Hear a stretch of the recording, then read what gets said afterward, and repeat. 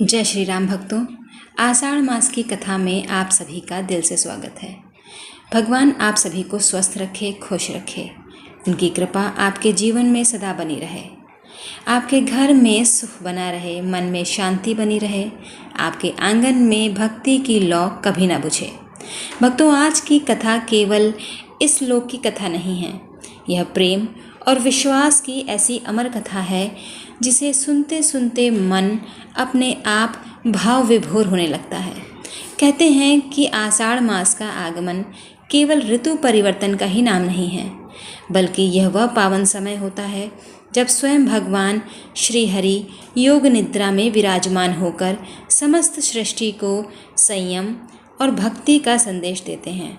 परंतु क्या आपके मन में कभी ये आया है, जब भगवान श्री हरि योग निद्रा में जाने लगते हैं, क्या किसी ने उनको रोका होगा? क्या किसी का हृदय पिघला होगा?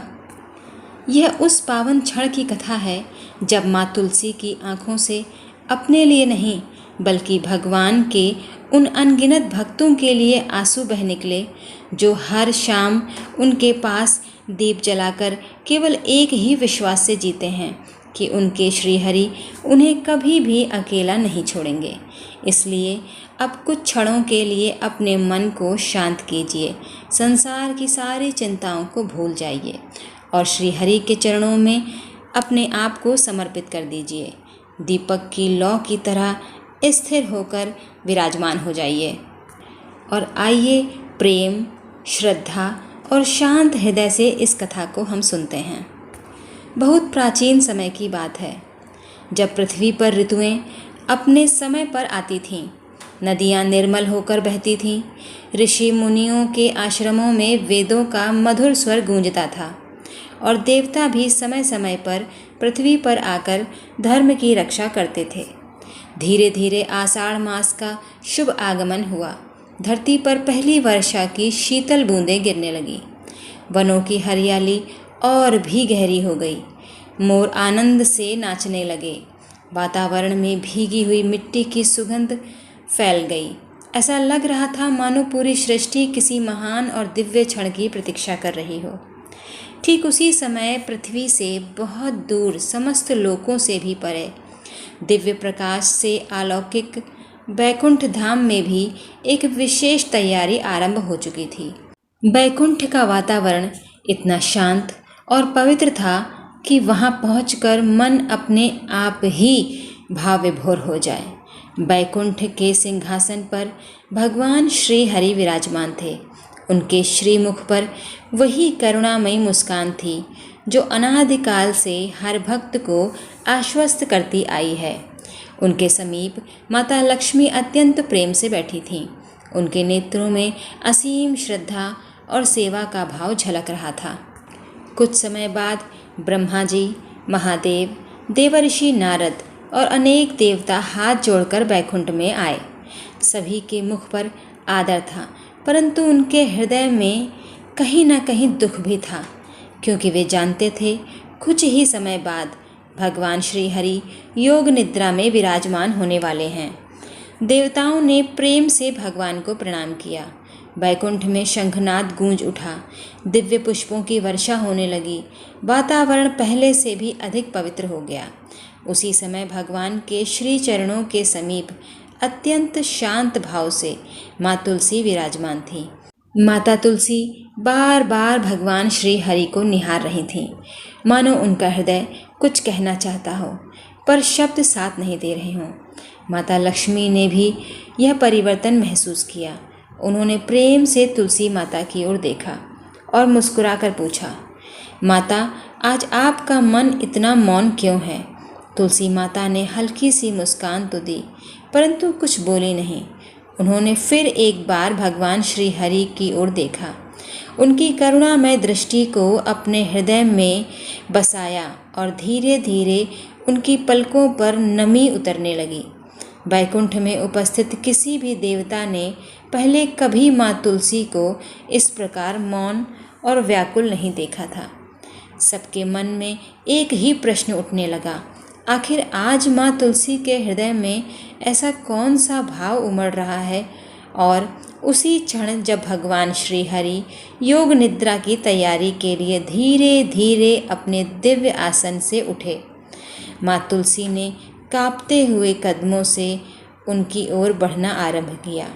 और भक्तों, माँ तुलसी के कदम उस समय बहुत धीरे धीरे भगवान श्री हरि की ओर बढ़ रहे थे जब बैकुंठ धाम में चारों ओर दिव्य शांति फैली हुई थी। मंद मंद हवाएं चल रही थीं। भगवान श्री हरि सबके मन की बात बिना कहे ही जान लेते थे। फिर भी वे शांत थे, क्योंकि वे जानते थे कि आज तुलसी माता के हृदय में जो वेदना उठी है वह केवल उनकी अपनी नहीं, वह पृथ्वी पर रहने वाले सैकड़ों करोड़ों भक्तों के प्रेम की वेदना है।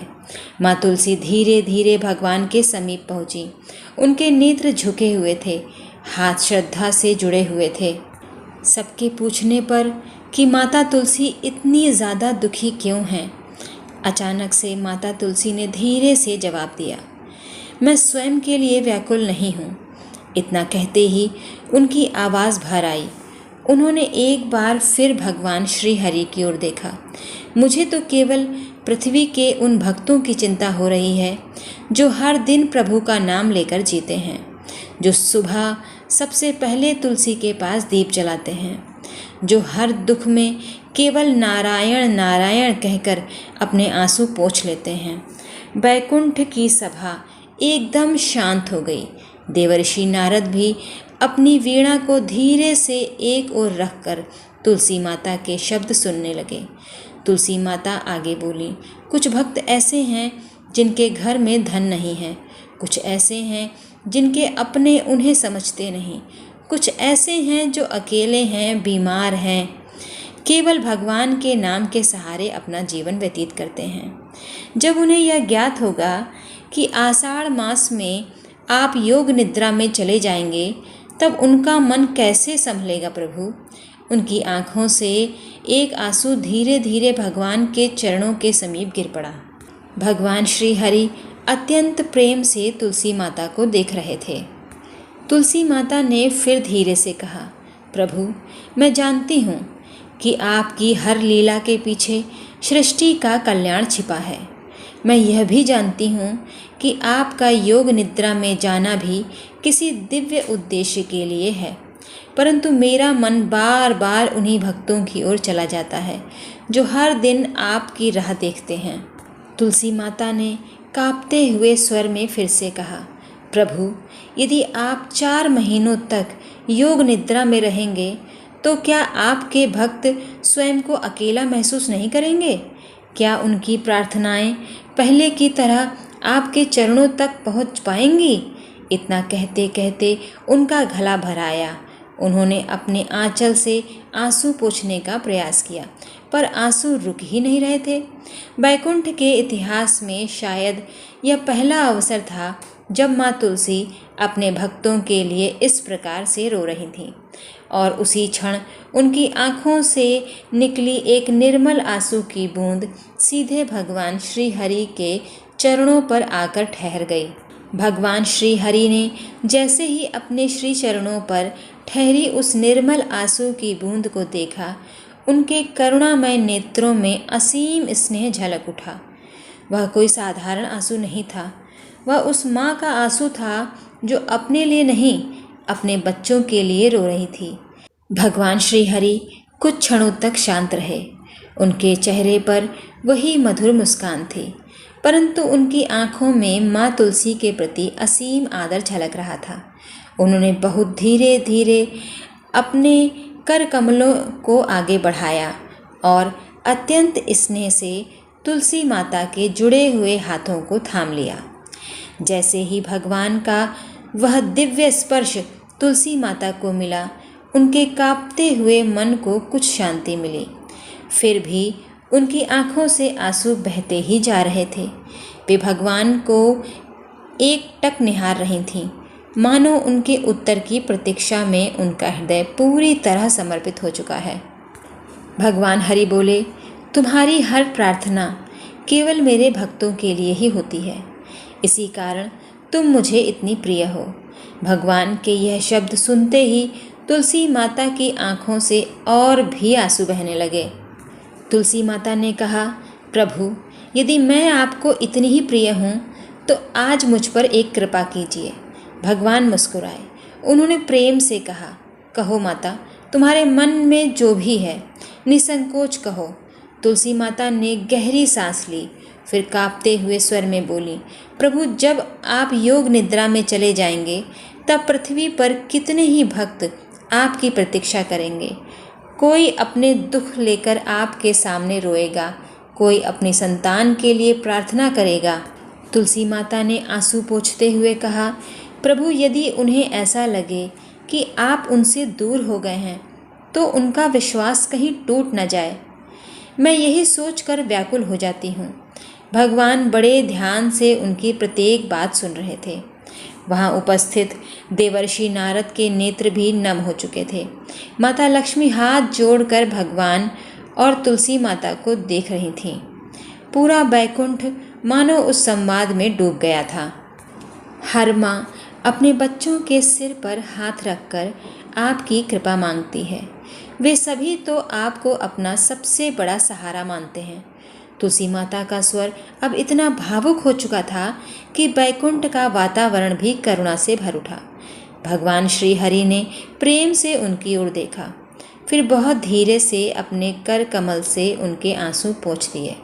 उन्होंने अत्यंत मधुर स्वर में कहा, माता, तुम्हारे आंसू मेरे लिए किसी यज्ञ से भी अधिक पवित्र हैं, क्योंकि इनमें स्वार्थ का एक कण भी नहीं है, केवल भक्तों के लिए प्रेम है।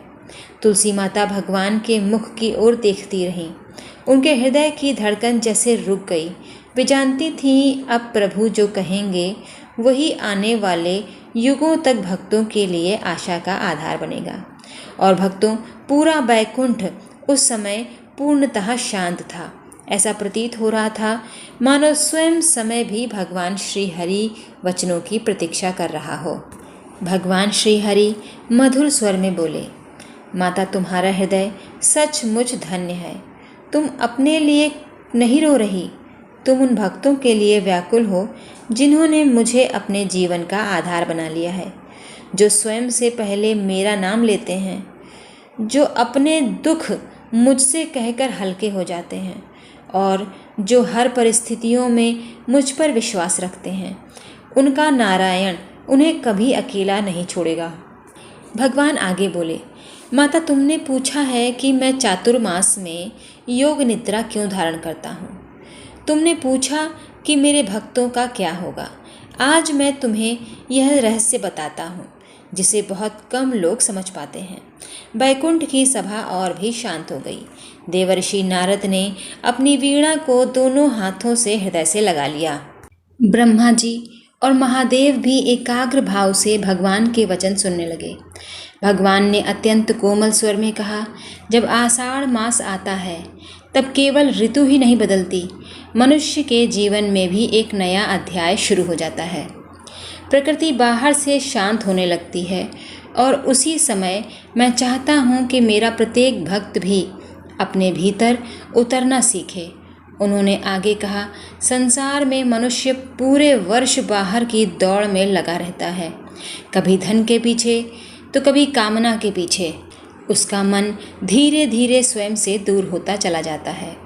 इसलिए मैं चातुर्मास को साधना, संयम और आत्मचिंतन का समय मानता हूँ, ताकि मेरा भक्त कुछ समय अपने भीतर भी झांक सके। तुलसी माता बहुत ध्यान से सुन रही थी। भगवान बोले, माता, योग निद्रा का अर्थ यह नहीं कि मैं अपने भक्तों को छोड़ देता हूँ। मैं तो केवल अपनी बाहरी लीला को शांत करता हूँ, ताकि मेरा भक्त मुझे अपने हृदय में खोज सके। जो मुझे बाहर ढूंढते हैं वे प्रतीक्षा करेंगे, पर जो मुझे अपने भीतर खोजेंगे वे मुझे पहले से भी अधिक निकट पाएंगे। यह शब्द सुनते ही बैकुंठ का वातावरण दिव्य आनंद से भर उठा। माँ तुलसी की आंखों में आश्चर्य और श्रद्धा एक साथ झलकने लगी। उन्होंने धीरे से पूछा, प्रभु, तो क्या इन 4 महीनों में भी आप अपने भक्तों की पुकार सुनते रहेंगे? भगवान मुस्कुराए। वह मुस्कान इतनी मधुर थी कि देवताओं के मुख पर भी शांति उतर आई। भगवान बोले, क्या कोई माँ अपने शिशु की पुकार सुनना छोड़ देती है? क्या सूर्य बादलों के पीछे छिप जाने पर अपना प्रकाश देना बंद कर देता है? ठीक उसी प्रकार मेरा योग निद्रा में जाना भी मेरे प्रेम को कभी कम नहीं करता। मैं अपने प्रत्येक भक्त के साथ पहले की ही तरह ही रहता हूँ। तुलसी माता की पलकों पर फिर आंसू आ गए, परंतु इस बार वे आंसू चिंता के नहीं, आशा के थे। भगवान ने आगे कहा, हाँ, इतना अवश्य है कि इन 4 महीनों में मैं अपने भक्तों की श्रद्धा को और भी गहरा देखना चाहता हूँ। मैं चाहता हूँ कि वे केवल चमत्कार के लिए नहीं, बल्कि प्रेम के लिए मेरा स्मरण करें। केवल इच्छाएं पूरी कराने के लिए नहीं, बल्कि आत्मा को निर्मल बनाने के लिए मेरा नाम लें। उनके प्रत्येक शब्द में ऐसी करुणा थी कि बैकुंठ का प्रत्येक कण मानो भक्ति से भर गया हो। माता तुलसी ने कहा, मेरे हृदय में एक प्रश्न अभी भी शेष है। उन्होंने बहुत विनम्र स्वर में कहा, प्रभु, यदि कोई भक्त अत्यंत दुखी हो, यदि उसके पास कोई सहारा ना हो, यदि वह केवल आपके नाम के सहारे ही जी रहा हो, तब क्या इन 4 महीनों में भी आपकी कृपा उसी प्रकार उसके जीवन तक पहुँचेगी? माँ तुलसी का वह प्रश्न सुनते ही पूरे बैकुंठ में एक बार फिर गहरा मौन छा गया। तब भगवान हरि बोले, जब जीवन में दुख बढ़ेंगे, जब परिस्थितियाँ कठिन होंगी, जब मनुष्य स्वयं को अकेला समझेगा, तब वह भी यही सोचेगा कि क्या मेरा प्रभु मेरी पुकार सुन रहा है? तुलसी माता एक टक भगवान को निहारती रहीं। भगवान ने आगे कहा, माता सुनो, और ये संदेश को पृथ्वी के प्रत्येक भक्त तक पहुंचा देना। मैं योग निद्रा में अवश्य जाता हूँ, परंतु मेरा प्रेम कभी निद्रा में नहीं जाता। मेरी करुणा कभी विश्राम नहीं करती, मेरी कृपा कभी रुकती नहीं। जो भक्त सच्चे मन से मुझे पुकारता है, उसकी पुकार मेरे हृदय तक उसी क्षण पहुँच जाती है। यह शब्द सुनते ही बैकुंठ में उपस्थित सभी देवताओं के मुख पर एक अद्भुत शांति आ गई। माँ तुलसी की आंखों में आशा की चमक लौटने लगी। भगवान आगे बोले, चातुर्मास का समय मेरे भक्तों की परीक्षा का समय नहीं, बल्कि उनके विश्वास को और भी गहरा करने का समय है। जैसे किसान बीज बोने के बाद धैर्य रखता है, वैसा ही मेरा भक्त भी इन 4 महीनों में प्रेम, संयम और भक्ति के बीज अपने हृदय में बोता है, और जब समय पूर्ण होता है तब वही बीज कृपा बनकर उसके जीवन में फैलते हैं। देवर्षि नारद आनंद से मुस्कुराने लगे। माता लक्ष्मी के मुख पर भी संतोष झलकने लगा, परंतु माँ तुलसी का हृदय अभी भी उन सरल भक्तों के लिए धड़क रहा था। उन्होंने धीरे से पूछा, प्रभु, यदि कोई भक्त इतना निर्धन हो कि वह बड़ा यज्ञ ना कर सके, यदि उसके पास केवल एक छोटा सा दीप हो, यदि उसके घर में केवल सूखी रोटी हो, क्या तब भी आप उसकी भक्ति स्वीकार करेंगे? भगवान श्री हरि मुस्कुरा उठे। उन्होंने अत्यंत प्रेम से कहा, माता, मुझे सोने के महल नहीं चाहिए, मुझे रत्नों से सजे हुए सिंहासन नहीं चाहिए, मुझे तो केवल भक्त का निर्मल हृदय चाहिए। जिसने प्रेम से एक दीप जलाया, उसने मुझे प्रकाश दिया। जिसने श्रद्धा से तुलसी को जल अर्पित किया, उसने मुझे गंगा जल अर्पित किया। जिसने प्रेम से मेरा नाम लिया, उसने मेरे लिए सबसे बड़ा यज्ञ कर दिया। भगवान के इन वचनों को सुनते ही तुलसी माता की आंखों से फिर आंसू बह निकले, परंतु इस बार वे आंसू चिंता के नहीं थे। वे प्रभु की असीम करुणा को देखकर उमड़े हुए आनंद के आंसू थे।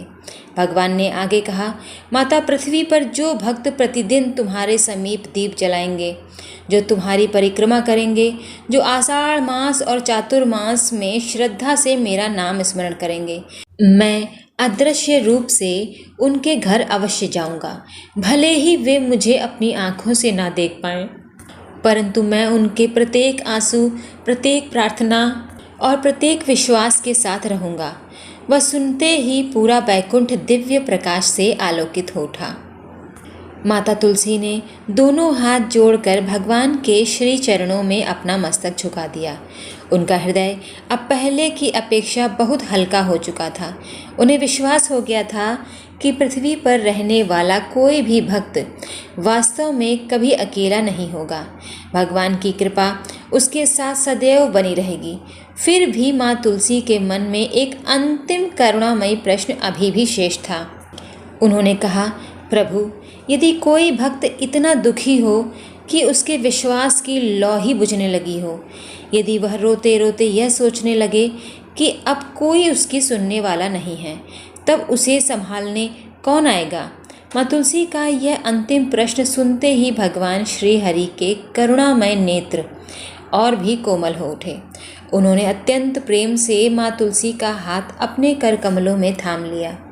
वह स्पर्श ऐसा था जिसमें पूरी सृष्टि का स्नेह समाया हुआ था।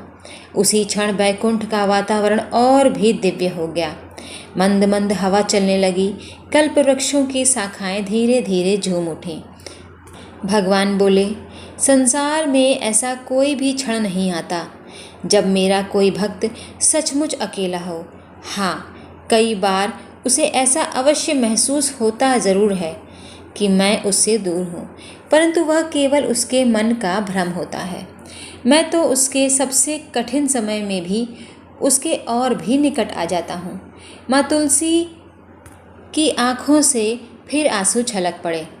भगवान आगे बोले, जब किसी भक्त के जीवन में दुख बहुत बढ़ जाता है, जब उसकी आँखों से आंसू बहते हैं, वह जब रोता है, अंधेरे में केवल मेरा नाम रो रो करके पुकारता है, तब समझ लेना माता, उसी समय मैं उसके सबसे समीप बैठा हूँ। उसके आंसू गिरने से पहले ही मैं उन्हें अपने हृदय में स्थान दे देता हूँ। तभी देवर्षि नारद ने धीरे धीरे अपनी वीणा के तारों को स्पर्श किया। एक अत्यंत मधुर ध्वनि पूरे बैकुंठ में गूंज उठी। वह ध्वनि मानो भगवान के वचनों का ही संगीत बन गई थी। भगवान ने तुलसी माता की ओर देखकर कहा, माता, तुमने पूछा कि जब किसी भक्त का विश्वास डगमगाने लगे तब उसे संभालने कौन आएगा। सुनो, उस समय मैं स्वयं नहीं जाऊंगा। इतना सुनते ही माँ तुलसी ने आश्चर्य से भगवान की ओर देखा। भगवान मुस्कुराए, फिर अत्यंत प्रेम से बोले, क्योंकि उस समय मैं तुम्हें भेजूंगा। माँ तुलसी की आंखों में आश्चर्य, श्रद्धा एक साथ भर आए। भगवान ने आगे कहा, तुम पृथ्वी पर मेरे प्रत्येक भक्त के घर में निवास करोगी। जहाँ तुम्हारा पौधा होगा, जहाँ तुम्हारी पत्तियों को श्रद्धा से जल अर्पित किया जाएगा, जहाँ संध्या समय तुम्हारे समीप दीपक जलाया जाएगा, वहाँ मेरी कृपा बिना बुलाए पहुँचेगी। पूरा बैकुंठ आनंद से भर उठा। देवताओं के मुख पर प्रसन्नता छा गई। भगवान आगे बोले, यदि कोई निर्धन भक्त तुम्हारे सामने बैठकर केवल एक बार भी नारायण कह देगा तो मैं उसकी पुकार सुनूंगा। यदि कोई विधवा अपने आंसू तुम्हारी जड़ों में गिराकर मुझसे प्रार्थना करेगी तो मैं उसके मन को धैर्य दूंगा। यदि कोई माँ अपने बच्चों की रक्षा के लिए तुम्हारे पास दीप जलाएगी तो मैं उसके घर की रक्षा करूंगा। और यदि कोई थका हुआ मनुष्य संसार से हारा हुआ तुम्हारे सामने बैठ जाएगा तो मैं उसके टूटे हुए मन में फिर से आशा जगा दूंगा। माँ तुलसी की पलकों से आनंद के आंसू बहने लगे। वे समझ चुकी थीं कि भगवान उन्हें कितना महान दायित्व सौंप रहे हैं। भगवान ने उनका हाथ अपने हाथों में लिए हुए कहा, माता, आज से तुम केवल एक पवित्र पौधा नहीं रहोगी, तुम मेरे भक्तों और मेरे बीच प्रेम का सेतु बनोगी।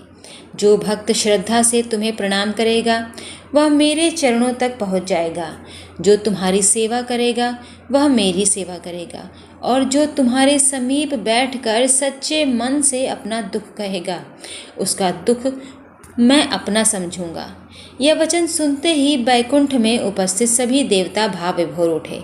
चारों ओर से नारायण नारायण की मधुर ध्वनि गूंजने लगी। दिव्य पुष्पों की वर्षा होने लगी। अब माता तुलसी के हृदय में चिंता बहुत कम हो चुकी थी, परंतु वे अभी भी एक बात जानना चाहती थीं। उन्होंने अत्यंत विनम्र स्वर में पूछा, प्रभु, जब आप योग निद्रा में चले जाएंगे तब पृथ्वी के भक्त कैसे जान पाएंगे कि आपकी कृपा उनके घर आ चुकी है? उन्हें कौन सा संकेत मिलेगा कि आप आज भी उनके साथ हैं? भगवान श्री हरि ने यह प्रश्न सुनकर अत्यंत रहस्यमय मुस्कान बिखेरी। भगवान बोले, माता, तुमने पूछा है कि मेरे भक्त कैसे जानेंगे कि मैं योग निद्रा में रहते हुए भी उनके साथ हूँ। सुनो, मैं उन्हें कभी अकेला अनुभव नहीं होने दूंगा। मैं उन्हें ऐसा संकेत दूंगा जिनसे उनका हृदय पहचान लेगा। तुलसी माता ने अत्यंत ध्यान से भगवान की ओर देखा।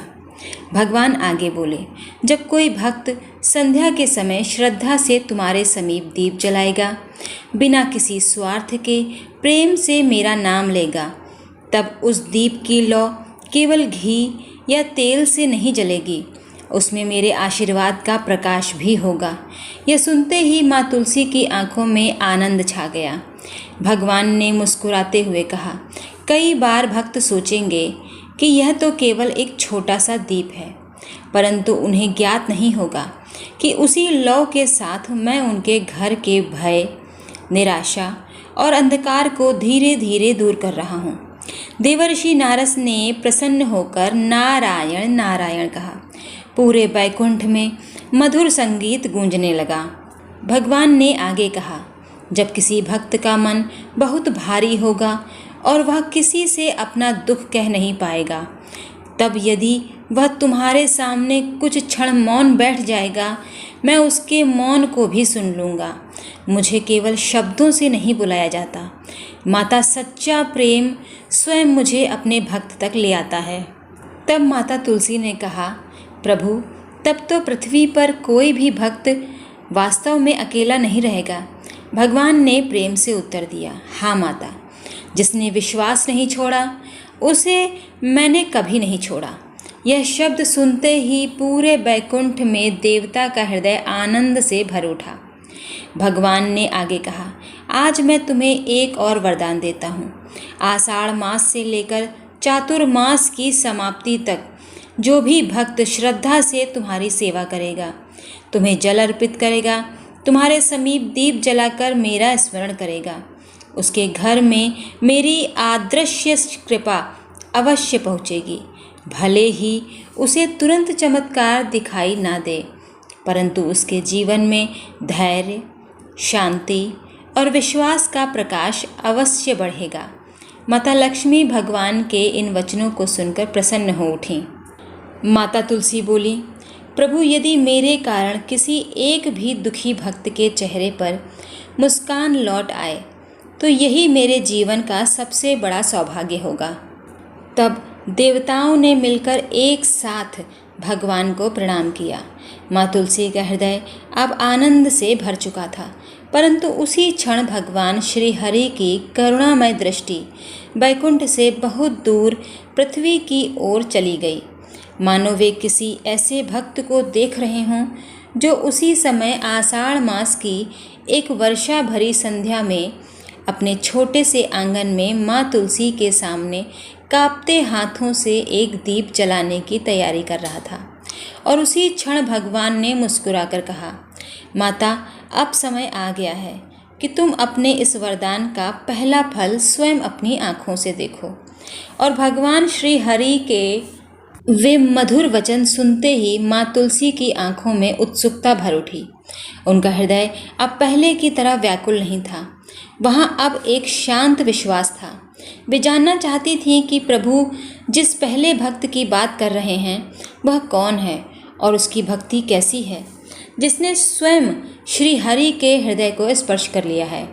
और भक्तों, उसी क्षण बैकुंठ के मध्य एक दिव्य प्रकाश प्रकट हुआ। वह प्रकाश धीरे धीरे एक निर्मल दर्पण के समान आकार लेने लगा। उस दिव्य प्रकाश में पृथ्वी का एक छोटा सा गांव दिखाई देने लगा। आषाढ़ मास की संध्या थी। आकाश में काले बादल छाए हुए थे। हल्की वर्षा अभी अभी थमी थी। उस छोटे से गांव के एक साधारण घर के सामने मिट्टी का एक छोटा सा आंगन था। आंगन के बीचों बीच माँ तुलसी का एक सुंदर पौधा लगा हुआ था। वह किसी राजमहल का आंगन नहीं था, न वहाँ स्वर्ण था, न वैभव, न किसी प्रकार की समृद्धि, परंतु उस छोटे से आंगन में एक ऐसी पवित्रता थी जो बड़े बड़े महलों में भी दुर्लभ होती है। उसी घर में एक वृद्धा रहती थी। गांव के लोग उसे प्रेम से गोमती अम्मा कहकर बुलाते थे।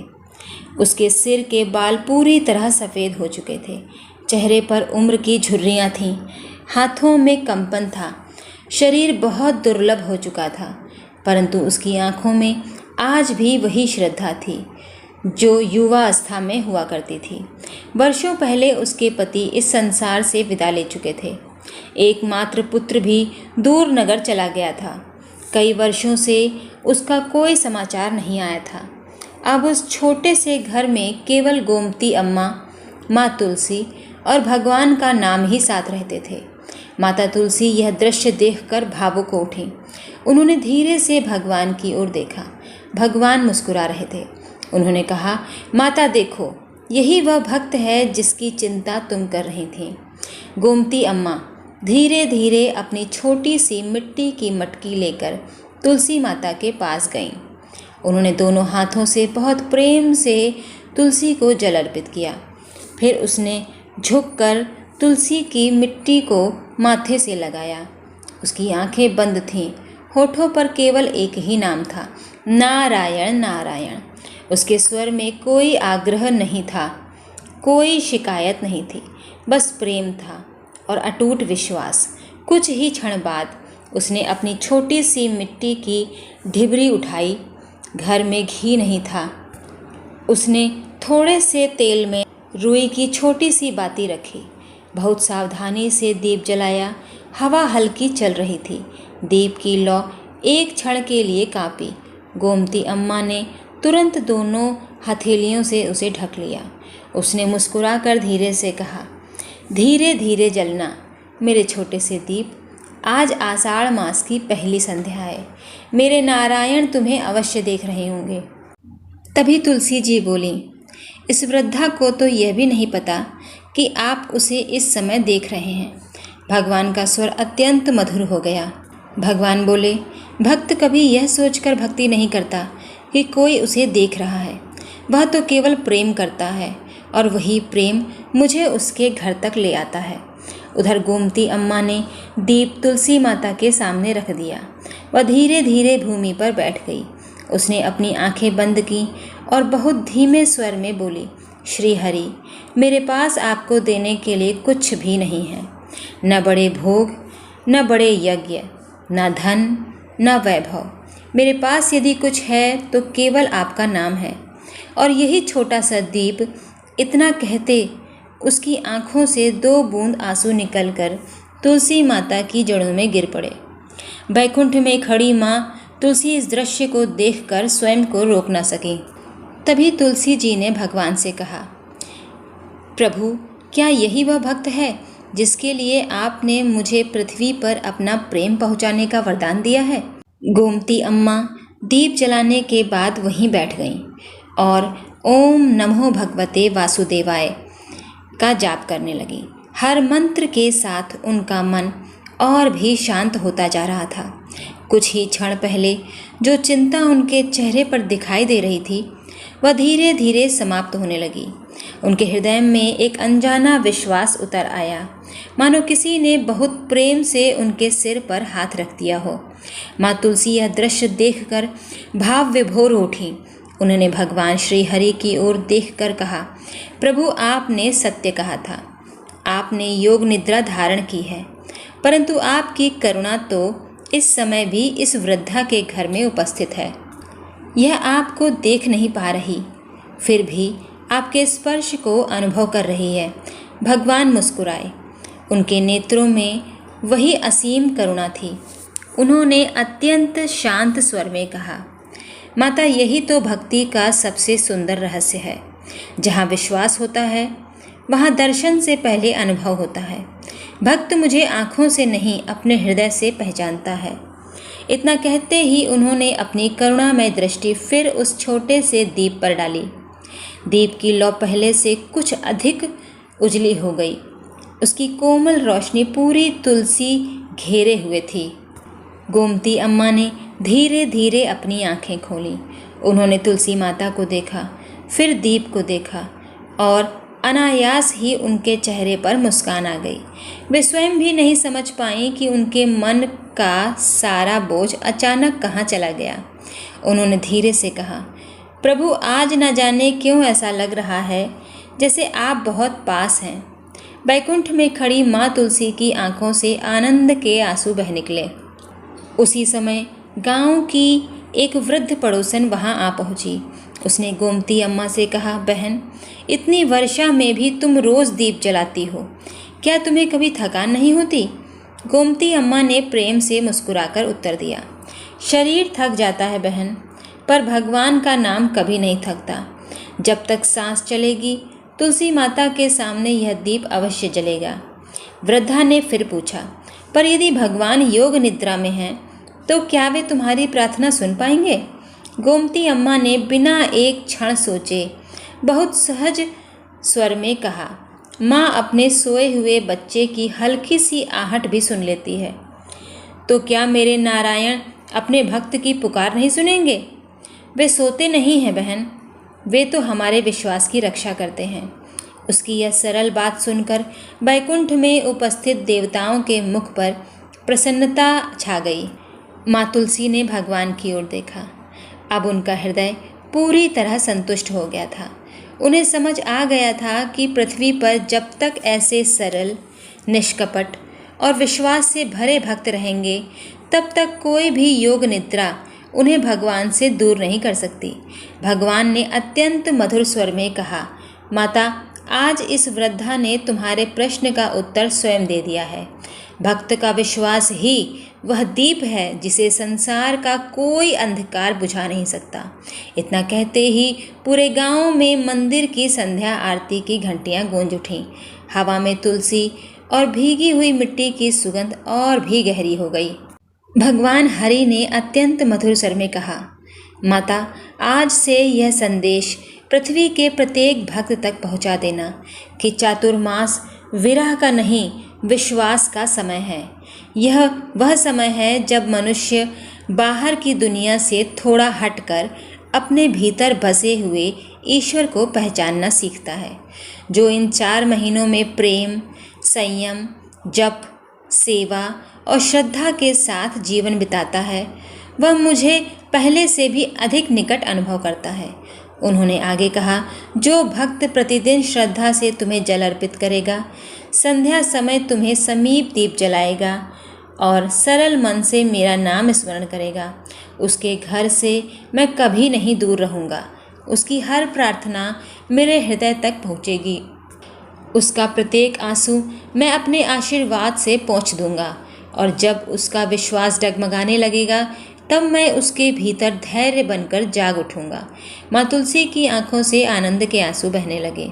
उन्होंने झुककर भगवान के श्री चरणों को स्पर्श किया। इतना कहते ही बैकुंठ में नारायण नारायण की दिव्य ध्वनि गूंज उठी।